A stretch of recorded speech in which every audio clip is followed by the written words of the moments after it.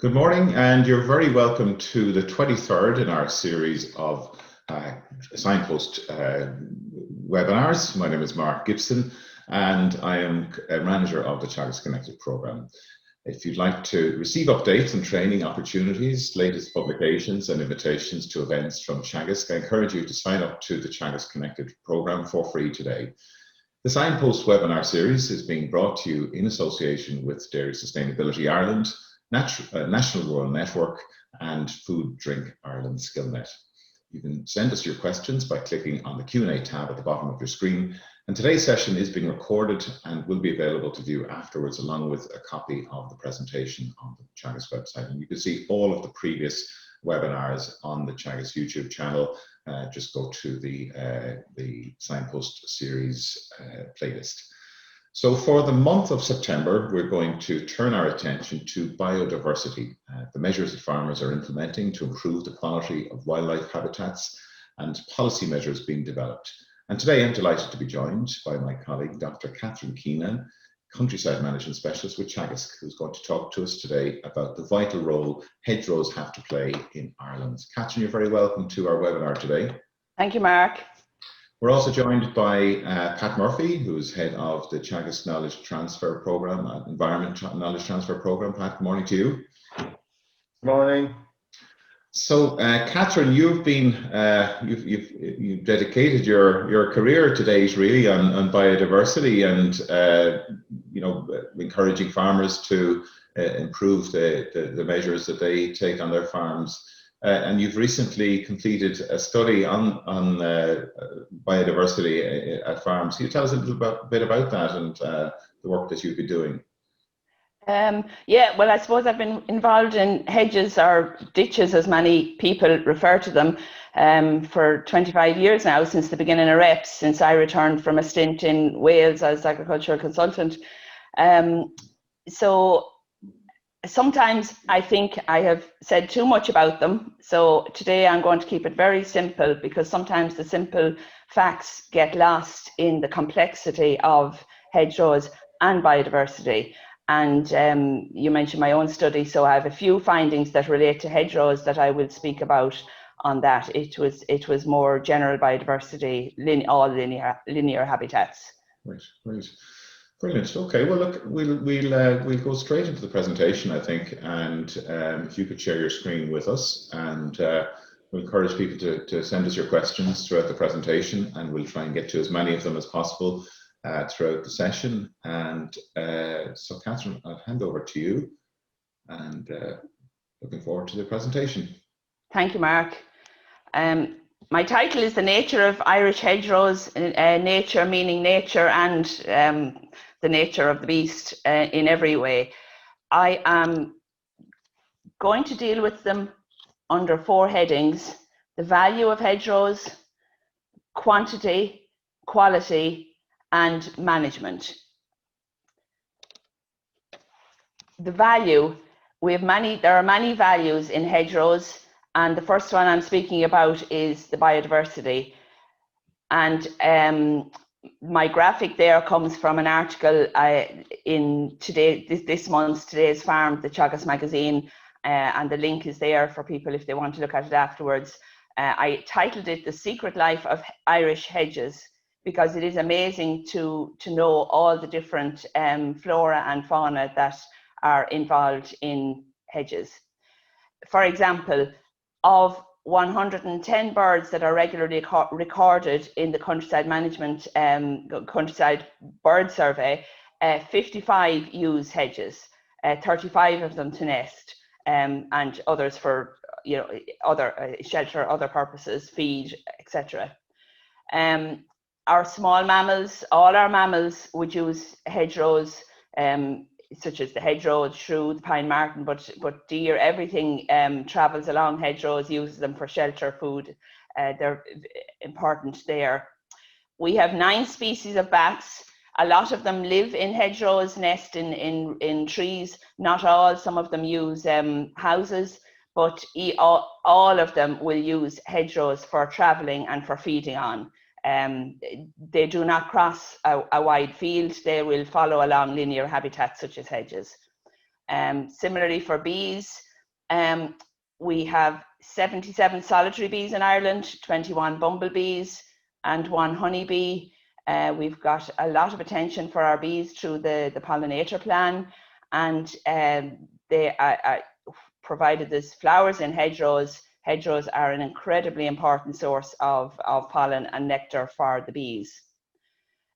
Moths, which are out at night time, generally we've over 1,400 species of moths, and again they would be linked to hedges. Similarly for the butterflies, 35 species of butterflies. So it's amazing all the flora and fauna that are associated with hedgerows. There is an interest at the present in foraging for food, and there are species that people are still using for food from hedgerows, and I have examples there: the elderflower, elderberry for the wine and the syrups, the hazelnut, the crabapple, the bramble. The rosehip, one interesting story that when I thought I was the only one when I was in national school that was sent out with a bag, all our school, to collect rosehips, which were, I presume they were made into vitamin C to send to Africa at the time. And I mentioned that at a few farmer meetings throughout the country, and a certain generation of farmers, I was amazed, actually had a strong, vivid memory of that. So it obviously happened throughout the country. So rosehips are a very good source of vitamin C. One interesting point there is the 119 native Irish flora have historically been used for food in Ireland. That's all flora. And there's a very interesting book that just published last year, The Wild Food Plants of Ireland, by Tom Curtis and Paul Whelan, and it's fascinating for anyone that has an interest in that, and it's all about the Irish plants. Hedges are a store of carbon. Hedges potentially sequester 0.5 to 2.7 tons of carbon dioxide per year. There is a lot we don't know, and the current Farm Carbon project, I'm working with Lillian O'Sullivan in the Teagasc Environmental Soils and Land Use Department of Johnstown Castle, and that project is aiming to develop a growth model taking direct measurements of hedge biomass, along with assessing the impact of management on hedgerow biomass accumulation. So while we don't know, it's very obvious to that the two pictures below, the heavily managed one and the unmanaged hedgerow, it's quite likely that they will have different accumulations of carbon. So that study is underway, and we'll be very eagerly waiting the results of that in time.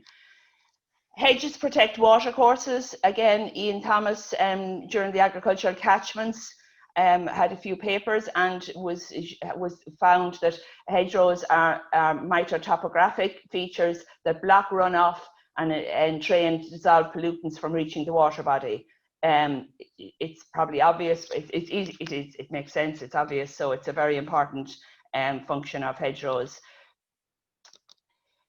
Shelter, farmers like this one, a number of farmers who have planted hedgerows in recent years have aimed them at the calves and the different places, but it is good for animal welfare. It is nice to see on any farm, but even in a dairy paddock, that they would at least have one hedge during every grazing. Good for animal welfare. Hedges are part of are an integral part of the Irish landscape. Hedges and fields are complementary. One defines the other. They give character to a landscape. You can picture your own county, your own locality, your own townland, and it does define the landscape. Part of our cultural heritage leading on from that, they're part of ancient history. Our townland boundaries, the older hedgerows have been here for thousands of years, and some of them are townland boundaries. the newer ones, most of our hedgerows were planted only 200 years ago. But even when it comes to archaeological features, I think 200 years is kind of a figure that we consider things to be archaeological as opposed to historical, and even more important. Local heritage, I think, is a point that again connects certain people. It gives identity to townlands and farms, the sense of place.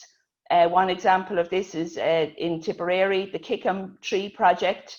I was delighted to be associated with my colleague Michael Summers there during this year's Heritage Week, just the day before the lockdown, the latest restriction. And we, the Charles Kickham, who wrote the song Valley Slieve na Mon and Knock na Gro, walked out from Mullinahone along a hedgerow, and there was a particular tree in that hedgerow, an ash tree, that he sat and did his writing. So the local people there, the local farmers in that picture, are very conscious of that, and they're talking about that. So that's a very, very important person, obviously, to have a connection to a hedgerow. But I do think that everybody listening here can probably think of hedges, and possibly some that are now gone. I think of my own journey to school and the hedges that were there, and you know, you would be very familiar with what's in them because you're passing them every day. Apart from farmers, a lot of hedgerows in that category where people are familiar with them disappear because of linear development of housing and replaced by, you know, non-native species. So I think there's messages there for everybody. But we often don't value the common habitats such as the hedges. If we were beside, you know, perhaps a bog or the burren, we would say that's really special. The hedgerow next to us is also important. And as I say, it's sometimes it's that heritage aspect which draws in people there. On Rud is Anaf is Intach. What is rare is wonderful, but let's not forget the common thing outside our own gate.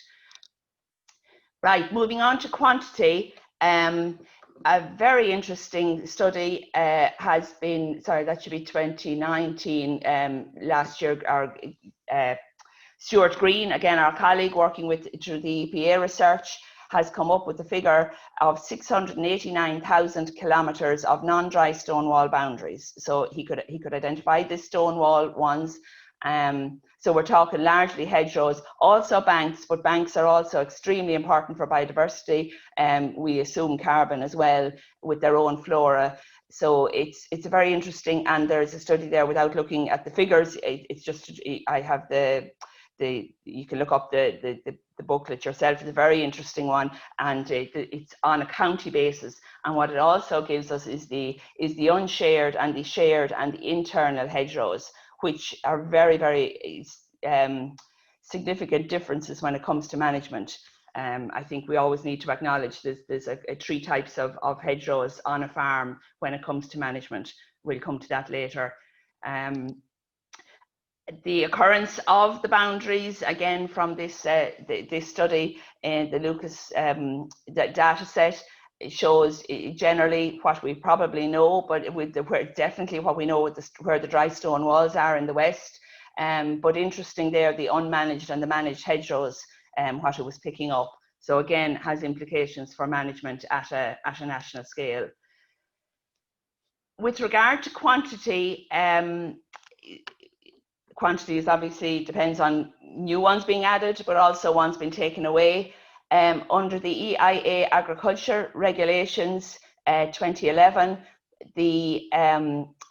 if a farmer is removing more than 500 metres, or which is more likely to happen first, create a new field that is more than 5 hectares, they must look for permission from the Department of Agriculture. And about 80-90 per year there that's not the figure, but it is actually a similar number, because most of them in general are approved, some are not approved. So they can be removed if they get permission. However, a second one, which is a separate, comes under a separate heading because it's not a law, it's not a regulation, it comes under cross compliance, is our landscape features. So where a farmer removes hedges and drains, or drains, a replacement hedge or drain of similar length must be planted at a suitable location on the holding in advance of the removal of the existing hedgerow or drain. To me, that came in since in 2009, and I've found that to be extremely useful because it makes people think twice before they consider removing hedges. Do I really want to remove it? And if I do, I must plant the same length again. Obviously, the new hedge, as I alluded to earlier, is not as valuable as the older hedge, but there's a place for everything on the farm. And so that's the cross-compliance regulation. The quantity, again, we can measure from studies like that. We can go from the maps, etc. Just in my study, I came up with a very simple way of kind of evaluating. If I was talking to an advisor or a farmer, am I looking at a farm that looks like the picture on the right or on the left? So my study was on 149 dairy farms in County Waterford, and the average field size was just over 5 hectares, but the range was tremendous, and they weren't outliers. It was a fairly the normal curve of the smallest average field size per farm being 1.17 hectares and the largest being 37 hectares. So you're talking about 100-acre fields, which are not uncommon. I mean, they are there. We've all seen them.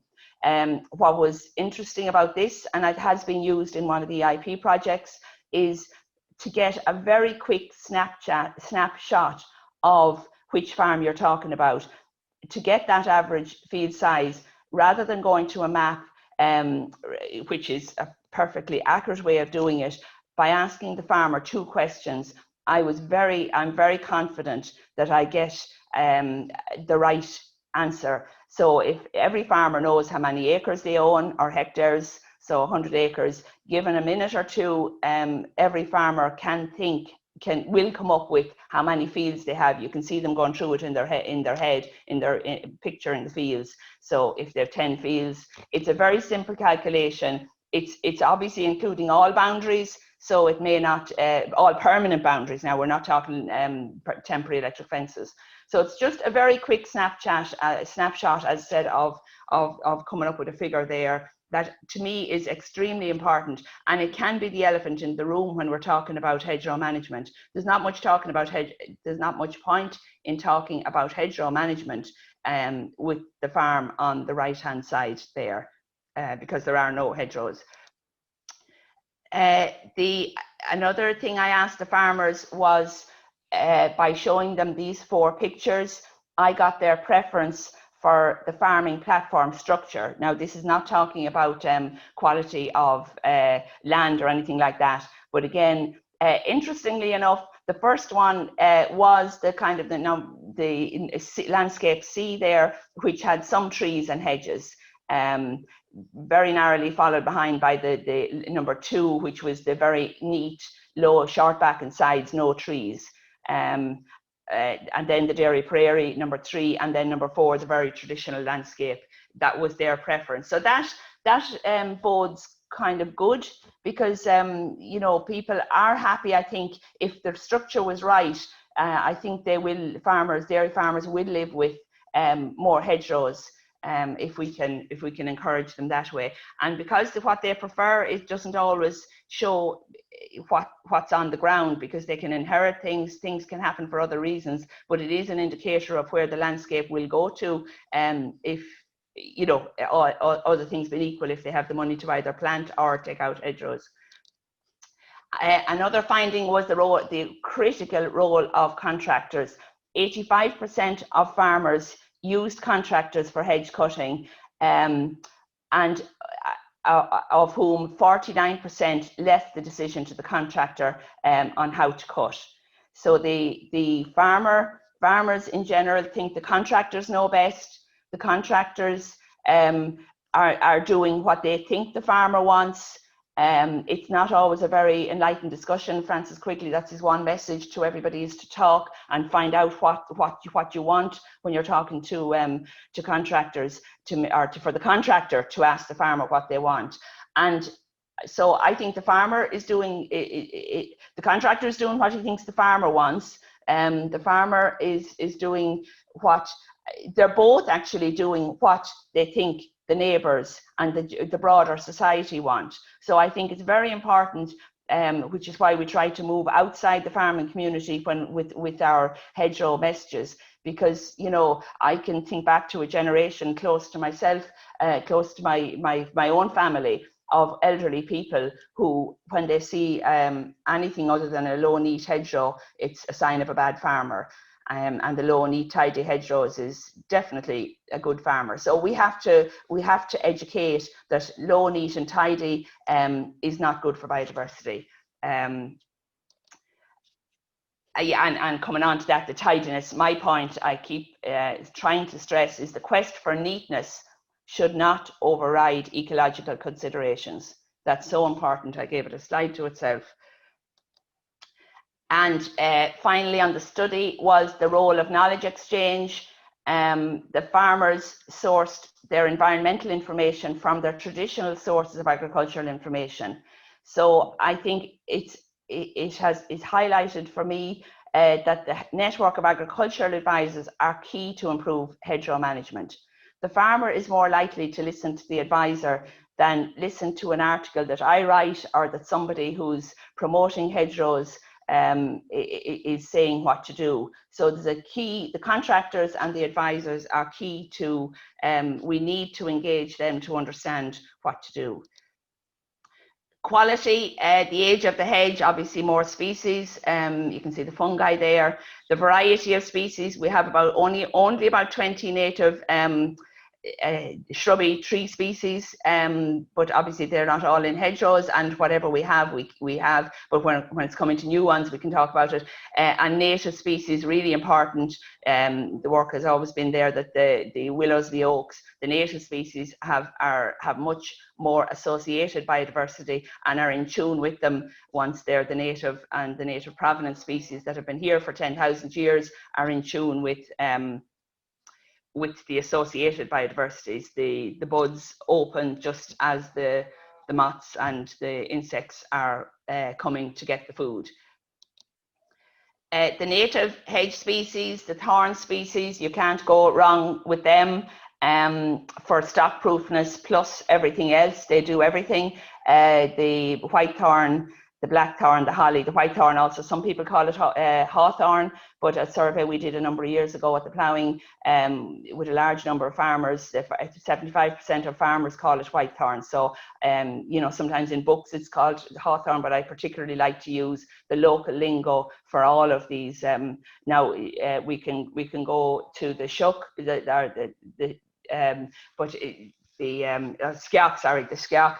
But skeoch is thorn, so it covers both black thorn and white thorn, so it's not maybe as useful. Other native hedging species, Gelder rose spindle, the native privet now, providing it's not the garden privet, and the hazel, they are good in a hedgerow. They tolerate trimming. And then we have the climbers, the blackberry, the woodbine or honeysuckle, dog rose. I suppose what's not there then is the smooth stem species, like the ash, the oak, the birch.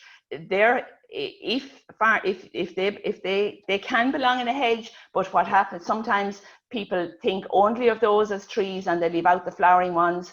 And also if it's a smooth stem species like those, they need to be left grow as a tree rather than cut as a hedgerow, where the species I'm showing there tolerate both. The farming platform structure, the linear habitats, there's so much evidence that much more important they are than area-based habitats, because they have a greater edge to area ratio. However, a linear habitat with individual dead ends, an individual length of hedge with dead ends, is so good, far more better if there's a corridor network. With networks for nature and corridors of movement for the birds, the bats, and everything I talked about. But even more important then is if we have a mosaic of hedgerows linking habitats, T-junctions, intersections, and linking in with other habitats. That's a high quality farming platform structure. Hedge height, birds will not nest in a hedgerow unless it's over 1.5 meters high. They know that the magpies or the birds of prey will get them if they're up near the top. The fox will get them if they're near the bottom. They need to be buried in a hedgerow. So everybody, if you walk along, you won't find nests in the winter when you can see these things at ground level. So we need the hedges to be, otherwise they are not fit for birds. Similarly for the bees need flowers. If we have hedgerows without flowers, they are no good for bees. And similarly, the flowers then lead on to the fruit for the birds and the small animals. So for a hedgerow fit for birds and bees, we need the height and the flowers. Hedge management, moving on to that, depends on hedge type. These two hedgerows were planted way back, but in the same era, the same time, same type of hedge, white thorn hedge, managed totally different and have ended up with a totally different structure. Both have advantages and disadvantages there. So this is where we really need to understand how hedgerows grow. Hedges are man-made, so it's not like a bog, it's not like a species-rich grassland that has kind of evolved semi-naturally. Hedges are man-made, and they need management if we want to keep them as a hedge. And we must all understand the apical dominance, so that when the little white thorn shrub is planted there, if the top is left grow, unmanaged, it wants to turn into an individual white thorn tree with a single bole and a canopy, a top heavy canopy. So that's what we're working with or against, depending on what we want. And there's no right or wrong here, but it is very important to understand what do we want when we talk about. There is not a one size fit all for managing hedgerows. But this is where it gets complex. So in an effort to make it simple and to have rules that work, that are not, will never leave you wrong, we've divided hedgerows into 3 categories: those with a dense base, relict, and escaped. So the dense base hedgerow, it says what it is, what it says. A big thick growth at the base. Very good for nesting birds. Side trim to a triangular profile from a wide base, leaving the peak as high as possible with occasional trees, including thorns, at irregular intervals. The peak, again, a variety is the spice of life with everything, with biodiversity. So the height, if we want to stop it turning into the line of trees, the apical dominance must be kept. It must be nipped at the top, and the highest then is whatever the hedge, the arm of the flail can reach. So it's probably 15 feet or so. Again, if there's some lower on the farm, that's fine. But the higher, the bulkier, the better from a biodiversity point of view, and possibly from a carbon. The relict hedge is this beautiful hedge. It's the one on the picture postcards of Ireland. It's full of fruit and berries there. The temptation is to say it's no good. We've got to say that's absolutely incredible landscape feature, beautiful. Leave it alone. Fence it off, but do not interfere with the hedge. It will possibly die. The escaped hedge is at a different stage. It could be rejuvenated, or it can be left grow on to be in the line of trees, or whatever. Okay. What we don't want is inappropriate management. So again, to understand the way the white thorn or any of the trees grow, wherever you cut the thorn, it will sprout. So if it's cut at that level there, we'll end up with neither a tree nor a hedge, toilet brush hedges. It pulls all the growth up to where you cut it.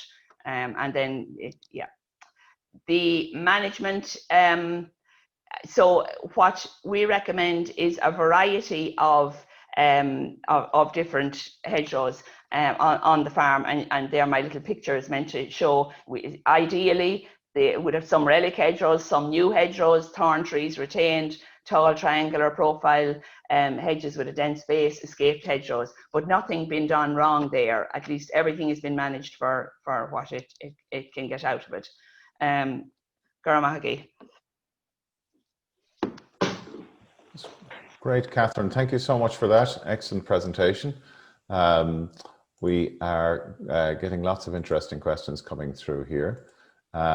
Just looking at your interesting description there of the toilet brush hedge. I've heard you refer to that many occasions. I think it's a great description of it. How are we doing? Hedgerows, obviously they're a habitat for many bird species in Ireland. How are we doing in terms of farmland bird populations in the country, and our efforts to provide habitat for it? Because ultimately that's what I suppose a lot of the biodiversity work is about, isn't it? It's about providing habitat for mammals and bird species. Yeah, I suppose the hedgerow birds tend not to be the ones on the red list. There are other categories more critical, but I suppose to me, biodiversity, every townland, every location deserves to have its own biodiversity. So we need them all. And now that's not to say that some of them, the yellowhammer is not doing as well as it has, but in general, it's not. This is why they're not designated, Mark. If it was a hen harrier or a curlew or whatever, there would be major programs. Mm-hmm. So the hedgerows are the common habitat. And we don't want them to be designated, but we want them to be appreciated. Sure. And in terms of the work that Teagasc is doing, you showed a picture of the course that we did with contractors last year. What other sort of actions are happening with farmers? And indeed, I know there's work going on in the colleges as well around the importance of hedgerows. Yeah, absolutely. Well, last year we had our first hedgerow week, and we focused on the management of existing hedgerows. This year, our hedgerow week is the 7th to the 11th of December, and we are going to focus on planting hedgerows, and we're going to involve experts from all the different, all the different values, who can give us the experts on each of those topics, the birds, the bees, the carbon, all that side of it. So that's one major one for this audience we'll be very interested in. On the ground with advisors, the discussion group to me is the key, and my study developed this biodiversity management practice index, of which hedgerows is one feature, the others being watercourses and field margins. And it's a tool that an agricultural advisor can pick up, ask 8 questions back of the envelope in a discussion group, and if you score 1 and I score 8, or the other farmer scores 8, it opens the topic for discussion. So hedgerows is one part of that, watercourses, and it's the common linear habitats on intensive farmland. So it will work very well in our discussion group. So we're rolling that out, Mark. So that will hopefully have a huge benefit in that the right person is telling the farmer the right thing. Very good. And hedgerows, I mean, we talk about it a lot in the context of biodiversity, but I mean, they're also an important feature in the landscape for, slowing down water, erosion, sediment loss as well. I see that is a prescription in many agri-environmental schemes in the UK, for example, where they do have a serious issue with erosion. As I mentioned, the agricultural catchments showed the importance of a catchment, a hedged catchment, being very important for water quality. And our ASSOP colleagues are very conscious of hedgerows for both the biodiversity and protecting the watercourse. Yeah. So I take it that they will still form an integral part of any future agri-environmental schemes. Reps, there was a huge amount of planting done during that scheme, and I would hope so. I would hope so. But I think again, before we create any habitat, we need to ensure that we're managing the existing ones correctly. So that would be a key message, I think, to manage existing ones, and again focus on maybe where we need to plant them. You mentioned the hedgerows. I've also mentioned the average field size, because we had criticism in the past with a farm who was full of hedgerows way back, it was suggested to plant hedgerows. Didn't make sense. Other farms it makes huge sense. So I think we need to understand a little bit more about why we're planting them and for what purpose then when it comes to picking the species and the management afterwards. There's not one size fits all, but it's not just a case of the same management suits all either. I see a few comments coming in around the rose hips. People have family relations who sent rose hips off to Africa, so certainly that's aging them, like me. Had some interesting questions coming through there in relation to hedgerow. Yeah, I think I suppose possibly a few of the questions pointing to issues coming up in future policy that obviously we're not going to be able to say what's going to happen, but we might give hints of direction. Will hedgerows be part of proposed biodiversity audits? What other habitats might be included? And will there be a focus on quality as opposed to just quantity in terms of management? I suppose all I can say, I would hope so to all of those, Pat. Yeah, I would hope so. All in the right place, in the right way. Yeah. And with the right education, Pat. As I said, I've been speaking for 25 years about hedges, and I don't think I've always got my message across. Very good. Just another one on the specific do's and don'ts in relation to hedgerows, specifically for pollinators. What can we do, and are there things that maybe farmers are doing in terms of management of their hedgerows that would be specifically frowned upon if you're a pollinator? Well, it's so easy. Bees need flowers. If there's no flowers, there's no bees. So however you get them, there are different ways. I think this is where it's down to the farmer, whether they go for the approach of leaving them unmanaged fully, turning into relic hedgerows or a linear woodland. That will suit some. Hopefully it would suit some hedgerows on every farm. And for the hedgerows that farmers want to maintain, provided they leave occasional flowering trees in the hedgerow. The ash has always been the favourite. Rex did great work in encouraging farmers to leave trees in hedgerows, and the most popular by far was the ash, with good reason, the Hurleys and the firewood. And what we missed up to lately was to keep talking about the thorn tree. Causes no problem for the hedge. And it's there. We should not be planting trees in hedgerows. We should allow the white thorn in the hedge, white thorn, black thorn, holly, to grow up, and then farmers say it'll be crooked. So what, the birds and bees don't mind. We're not talking about growing a specimen tree. So there's some very simple things there. So, but however you get to it, and then of course we're into the margins, which we won't touch on too much today. We'll be talking about them more next week. But there can be flowers at the base of the hedgerow, so I'm leaving the right margin there as well. There is legislation protecting hedgerows, Catherine, isn't there? There's a sorry. Well, the EIA, I suppose, Mark. But in terms of hedgerow cutting season and so forth. Oh, I beg your pardon, and that's a good point, Mark, because that's why we're here today, and I forgot to mention it. The September, 6 months on, 6 months off. So from September, which is why we big focus on hedges this week. So thanks for reminding me. There's been no change. There was a bit of confusion. There was talks about extending it, but it hasn't been. So we're 1st of September on.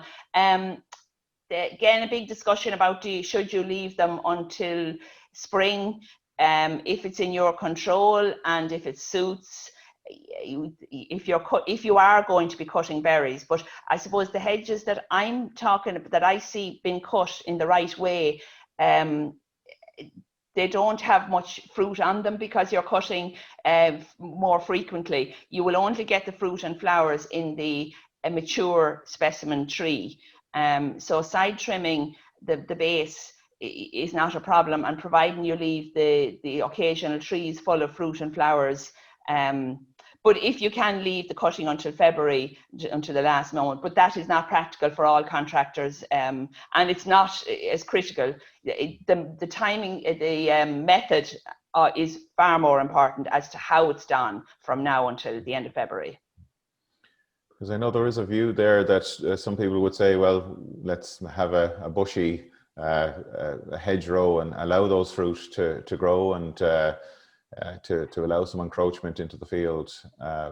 If that's fine, that's one way of doing it. What I worry about is where a hedgerow is not cut for a few years and then the flail cannot cut it. And the circular saw is not a common, it's for reshaping, it's not common out there, it's not as common, it's not, so it's, to me, a little and often at the base of the hedgerow. I've seen hedgerows where the wire has been taken down, a hedgerow that we featured before, and when the wire was taken down, I was so delighted that the farm never put it back up again. But he does cut the base, the side. Now it's 15, 16 foot high, so plenty of stuff in it. But keeping the base dense is very important if we're trying to avoid for stop proofness for the wire. So it's really, you really need to think what, if you're happy to fence it off and leave it grow wild, that's perfectly fine, Mark. So it's not the same for every hedge. It's whatever you want. Okay. Pat, some more questions coming through there. Yeah, there's I suppose, can you hear me? Yes, we can. Okay, sorry, I think my connection is not great today. There's a question there in relation to how do we measure our biodiversity and what level of measurement is going on a progressive basis. And I suppose we have the Biodiversity Data Centre, which is our primary measuring, but just to make people aware, I think, of what measurement is going on and maybe some of the key directions that that we're seeing with our biodiversity.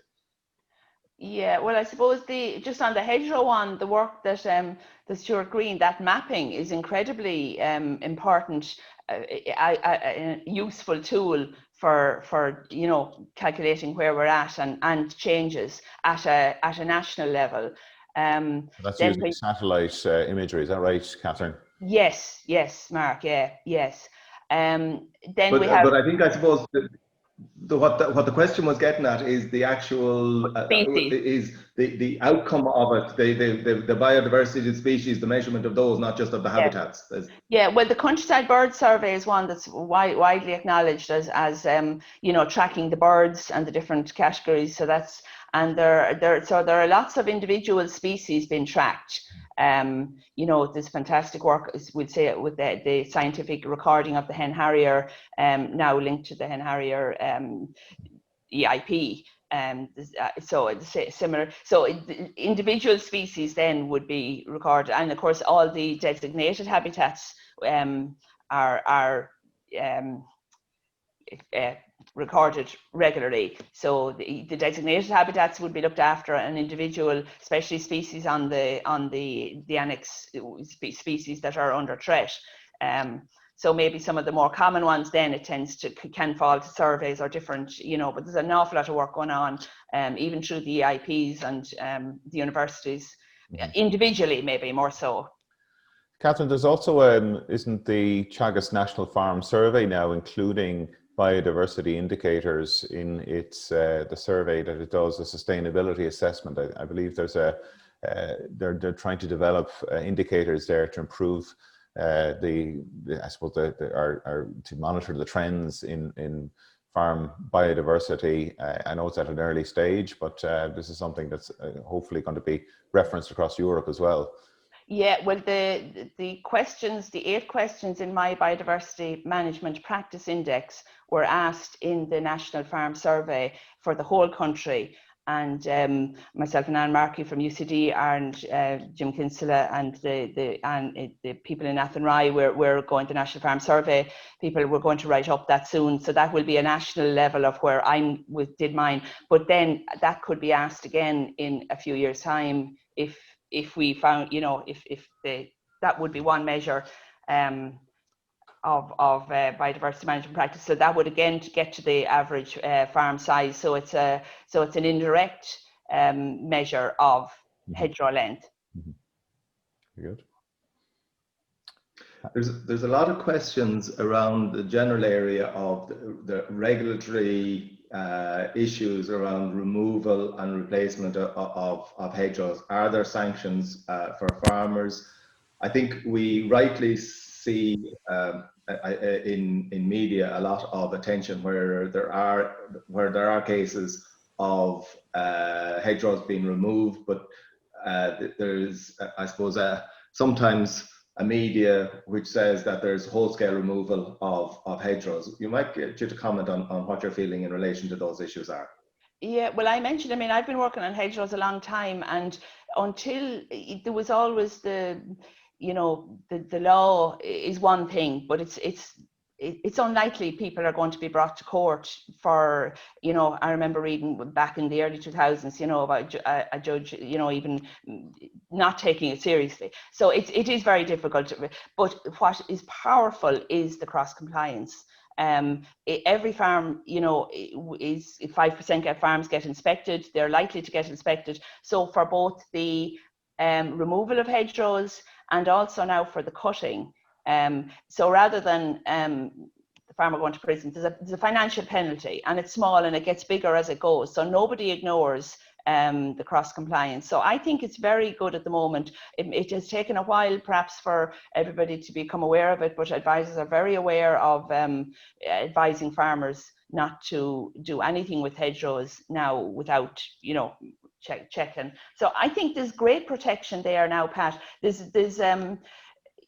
it's not you can't remove everything, which is possibly a good way, because if it's very black and white that nothing can ever move again, maybe that's not what we want.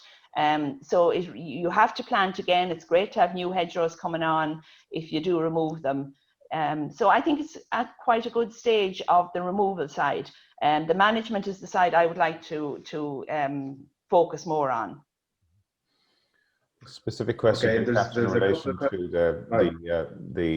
the types of species that you'd recommend in a hedgerow. Question here: would you encourage farmers to plant rowan, wild cherry, holly, whitebeam, elder, alder, and spindle into existing and new hedgerows? Existing hedgerows, I have found very little success over the years. They're dry, they're inhospitable, it can be done. I would far prefer to plant, a corner of trees it's easier and they'll be more effective. And we can leave existing shrubs grow up within the hedge. So I'm not a big fan of planting within the hedgerow. Your question was if you were planting a new hedgerow, I would be sticking to the basics for it. Again, it's what do you want? A simple whitethorn hedge with a dense base and allowing the flowers in it is valuable. You can add to that by putting some of the species. Now, I wouldn't. The ones you mentioned there again are only suitable if they're left as trees. Our old hedgerows throughout the country the structure has been destroyed where we'll say ash trees have been cut at the 3 foot high.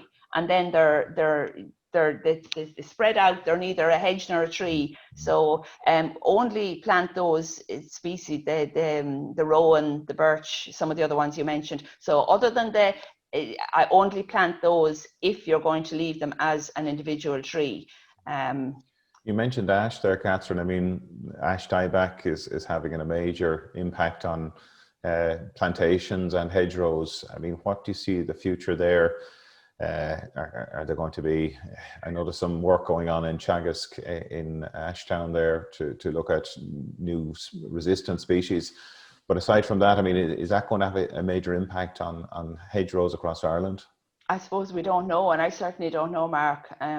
We hope for the best, hope that there's resistance, and that Kickham Tree project that I mentioned from the heritage point of view, Michael Summers has also found ash trees, very, very old ash trees there that have not succumbed, and they're taking grafts and breeding from them. So look, it's another whole world. I don't know. We hope, but at the moment we're not planting ash trees.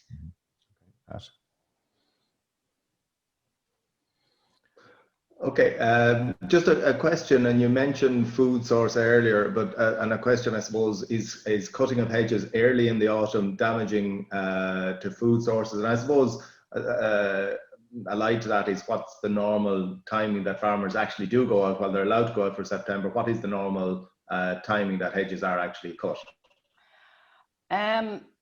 It's very much from September. Contractors are ready, eager, and obviously it's their business and their time frame, window, weather, etc. So, and you can see from my figures there the large amount of farmers who use contractors. So it is very much, I would say, it's spread through, and it's really weather dependent, Pat. So September would be a very popular month for going.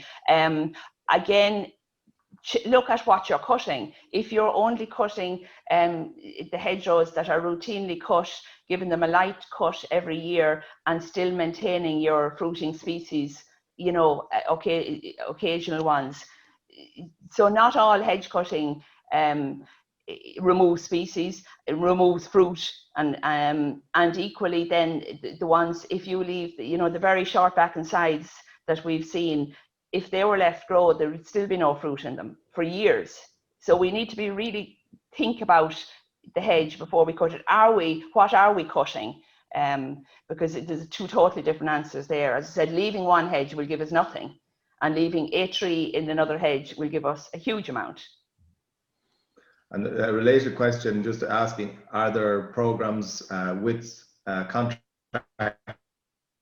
to improve their understanding of the value of hedgerows? Yeah, well, myself and Francis Quigley work closely. He's the Teagasc machinery specialist, and they were extremely involved in Hedgerow Week last year, and will be again this year. So, and to be, I mean, I've worked with contractors for years. We started way back in the thousands with Tom Ryan, and contractors will do whatever they're paid to do.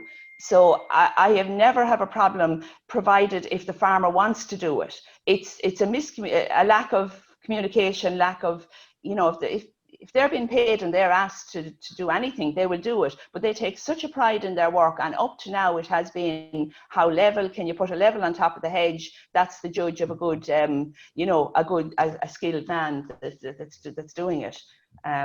So yeah, we're really important. Tidy towns, everybody involved in hedgerows, because hedgerows are one that bridge the farming and the you know, well, certainly the towns, communities. So it's, and I know there's a lot of interest here from the county councils and the heritage officers, you know, are on this, and you know, we're working with them, and I think we'll work more with them at county level. Maybe when we're having an event, we need to be getting the same message to the farmer and the non-farmer in the locality. Catherine, we spent a lot of our earlier webinars looking at the whole climate side of agriculture, climate change impacts and so forth. You mentioned the project that's you're working with Johnson & Castle on. Are there any, do we have any indications of the potential of hedgerows in terms of carbon sequestration? I know you showed some figures there. I mean, is that something that can be included in the inventory for Ireland to show as an offset? It's not at the moment, and again, I hope it would, Mark. Yeah, and we need the facts and figures. And you see, hedgerows, I suppose, in Europe aren't a major habitat, a major structure. Here in the UK, but hedgerows are not everywhere, so we need to be leading the way on that topic. Okay, and how long is that project set to last for, Catherine? I'm not sure. Yeah. Okay. Yeah, very good. Okay, we're coming close to the end of the webinar now. Pat, have we any last few questions there? Yeah, there's a few questions on topics that were dealt with a little bit. And one is there any recommendation for planting species to help prevent? Okay, we're losing you, Pat. Flooding and water runoff. And is there, I suppose, any particular, you're losing me, just in relation to preventing flooding and preventing losses to water? Okay, well, if we're talking flooding, we're talking wet areas, so willow and alder, really good. And again, you know, yeah, so it's soil type and again, the simple message for without being an expert is look around your locality, look around the field, what is growing well. That's what we recommend to plant. Okay, Pat, we may not tempt fate any further with your line there. I think it has gotten us through the important parts. So, Catherine, I thank you for your excellent presentation, and you have been coordinating this month of the biodiversity months that we're having on the webinar series. Do you want to tell us about some of the speakers that we have coming over the next number of weeks? Can you put it up on screen there, Mark? Or I can, I know yes. Next week, Lorna Cole from Shook in Scotland is talking about field margins. I heard her speaking on an international pollinator conference, and it was just fascinating and so practical. Some fascinating facts coming, what she has. So very much following on from mine is kind of the linear side of it. John and Dara are on, John Finn and Dara Houlican from Johnstown Castle are the following week. What's our title there, Mark? Can you see it? It's Biodiversity on Farmland, Current Status, Policy Impacts, and Farm Scale Responses. Excellent. So I know they talk from the beginning of policy right down to the practical side. So, and there's so much changes there with the Farm to Fork and the EU biodiversity strategy that are directing all of our work. So that will be extremely important. And I think the one that then we've Jane Stout talking about natural from Trinity College Dublin, talking about natural capital and how we value biodiversity at a national level and all levels. And then we have a very interesting one from Maria Long from National Parks and Wildlife Service on semi-natural grassland the first week of October. It's not showing up in our September series, but it will finish off our biodiversity ones nicely. Super. Yeah, no, looks like a really interesting lineup. Okay, I think we'll wrap things up at this point. Catherine, thanks so much for your excellent presentation. Pat, thanks for helping out. I just want to... Apologies about the line. No, it was fine. It was fine. And I want to say a special thank you to our production team, the people who you don't see behind the scenes. They include Andy Boland, Yvonne Maher, and Noel Meehan has also been involved in our series. So we do hope to see you next week. For our next week, we'll be talking to Lorna Cole from SRUC in Scotland, as Catherine pointed out earlier on there. We do encourage you, if you get a chance, to fill out our short survey at the end of the webinar. And we thank you again for your continued viewing, and we will talk to you again next week. So with that, thanks again. Bye-bye.